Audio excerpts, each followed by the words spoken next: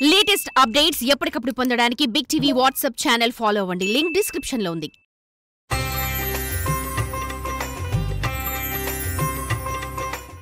ఈరోజు హరిద్ర దీపాన్ని వెలిగించుకోవాలి. ఏమిటండి హరిద్ర దీపం? మీరు గమనించండి, చాలా గృహాలలో దీపారాధన చెయ్యాలి అని అంటే ఉదయం 9, 10 అయిపోతూ ఉంటుంది. చాలా పొరపాట్లు జరుగుతూ ఉంటాయి. వేకువజామున దీపారాధన చేసేటువంటి గృహాలలో భార్యాభర్తల్లో ఎప్పుడు తగాదాలు రావు. కానీ దీపారాధన చెయ్యవలసిందెవరు? యజమాని. ఇంటి యజమాని ఎవరైతే ఉన్నారో వారు మాత్రమే చెయ్యాలి. అందుకని ఇక్కడ హరిద్ర దీపంలో ఒక విశేషం ఉంది. హరిద్ర దీపంలో విశేషంలో కార్తీక మాసంలో సాక్షాత్తు పార్వతీ స్వరూపానికి వెలిగించేటువంటి దీపం. మరి ఈ దీపం గృహంలో ఉన్నటువంటి స్త్రీమూర్తులు అన్నీ సిద్ధం చేసి వారి ఇంటి యజమానితోటి ఈ దీపాన్ని వెలిగించగలగాలి.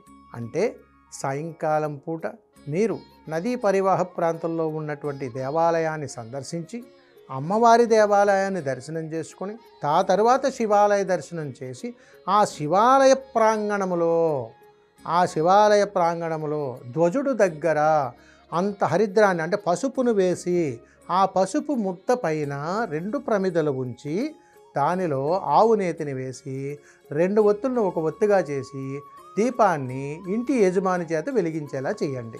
అలా చేసిన దీపం వంక చూస్తూ ఇద్దరు కూడా 2 చేతులు దగ్గరకు జోడించి నమస్కారం చేసుకొని ఓం హం హం శివాయ నమః, ఓం హం హం శివాయ నమః ఈ మంత్రాన్ని 11 సార్లు పఠించి దీపానికి నమస్కారం చేసుకున్నట్టయితే కార్తీక మాసంలో ఆ శివానుగ్రహం సంపూర్ణంగా పొంది ఆ కుటుంబంలో భార్యాభర్తలకు సంబంధించినటువంటి ఎలాంటి సమస్యలు ఉన్నా సమసిపోతాయి.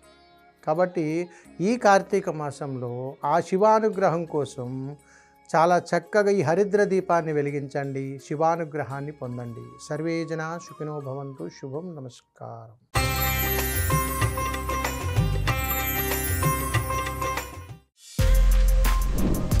For more videos like this, subscribe Big TV channel.